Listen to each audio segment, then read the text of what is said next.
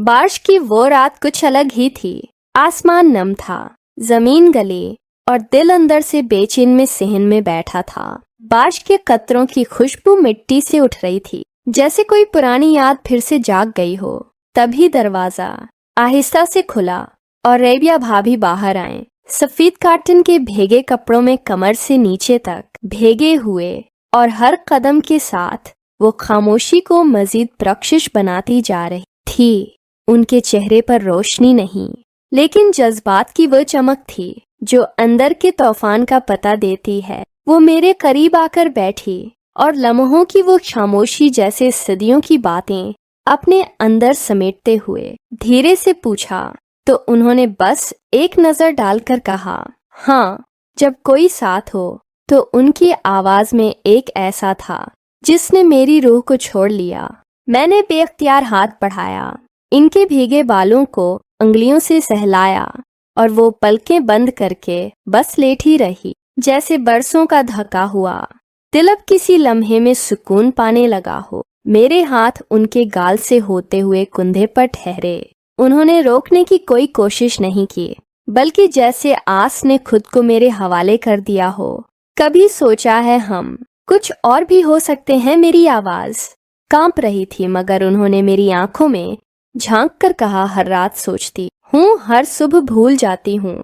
उनके यह अल्फाज मेरे दिल के अंदर गूंजे और मेरा वजूद उनके करीब और करीब होता गया।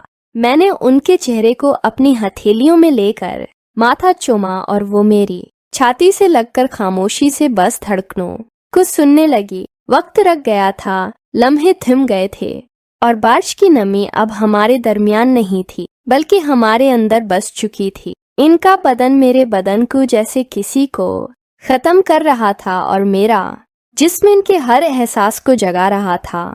वो लम्हे, वो खामोशियां, वो कब कब ऐसी दास्तान बन गई थी जिसे न कोई रोक सकता था। शरात सिर्फ बारिश की नहीं थी, वो रात दिन ख्वाहिशों की थी जो बरसों से दबी हुई थी। इन जज्बों की जो लबों तक न आ सके, और इन लम्हों की जो आज मुकम्मल हुए थे।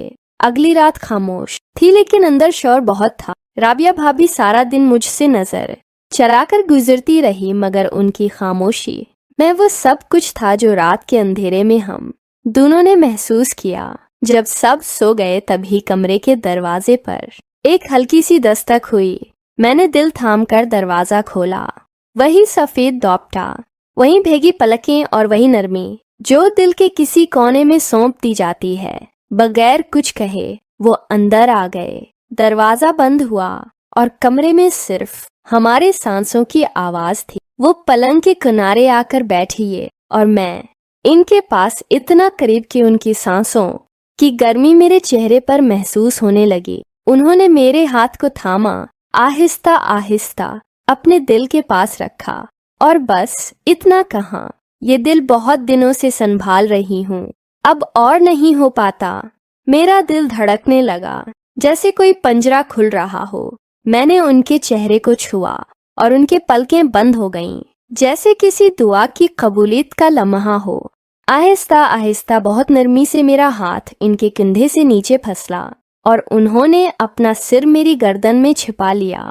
इनके जिस्म के हरारत, उनकी जल्द की नरमी और उनके सांसों की तेजी, सब कुछ एक ऐसा एहसास दे रही थी जो अल्फाज में नहीं, सिर्फ लम्स महसूस होता है। मैंने आहिस्ता आहिस्ता इनकी सांसें बेकाबू होने लगीं, और उनके गोतों से बेआवाज हिसकी निकलने लगी। इस रात न कोई लफ्ज बोला, न कोई वादा किया, सिर्फ जिस्मों ने एक दूसरे को समझा महसूस किया। उन्होंने मेरा हाथ अपनी कमर पर रखा, और मेरी अंगलियां धीरे धीरे उनके लिबास के नीचे दाखिल होने लगी। ऐसे ही हर रात